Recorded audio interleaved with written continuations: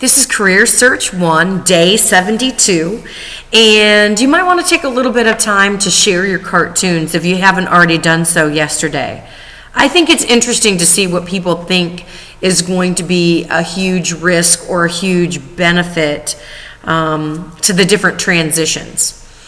Anyway, today you're going to do something just a little bit different. I have 4 pieces of paper in your folder for the day, and I have 4 different transitions written on them.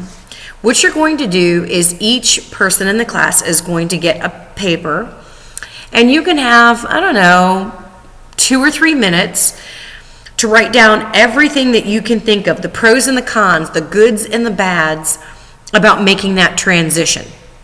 Okay, so like for example, if I go from living at home to living on my own, then I don't have a curfew anymore. That's one of the pros. The bad news is I'm going to have to pay for my own bills. Okay, so you're going to come up with as many pros and cons as you can think of for each of the transitions. After a couple of minutes, you'll rotate them to the left or whatever, pass them around the circle, and somebody else is going to get the paper that you are working on, and you get a new paper. Don't read what somebody else wrote. Don't spend the 2 minutes reading what everybody else has written. Come up with your own pros and cons, and I'm sure you're going to repeat some of them, but that's not the point. Okay? When you're all done and you have passed this paper 4 times so that you've gotten all 4 transitions, then I want you to come together as a group and I want you to discuss what you thought were the biggest pros and cons. And I want you to think about the questions that are on your sheet. So for example, did you think that any of the transitions were any easier than any of the other ones? And if so, why did you feel that way? Did you feel like you had the skills that were needed? Did you feel like the transition wasn't an unfamiliar one? Like, for example, maybe going from high school to college is not going to be a big deal because you feel like you've already gone from junior high to high school and you've already transitioned.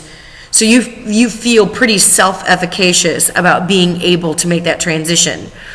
Whereas you might not feel as self-efficacious about going from not having children to having children, because that's something that you've never done before. And do you believe that there are certain skills that you need? Do you think that something is going to make a transition smoother?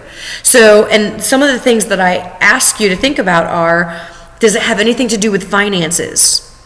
What about your attitude? Does that have anything to do with how well you make a transition? What about your education? Or maybe it's your maturity level. You need to have a little discussion today about what makes transitions go smoothly or not so smoothly. Good luck.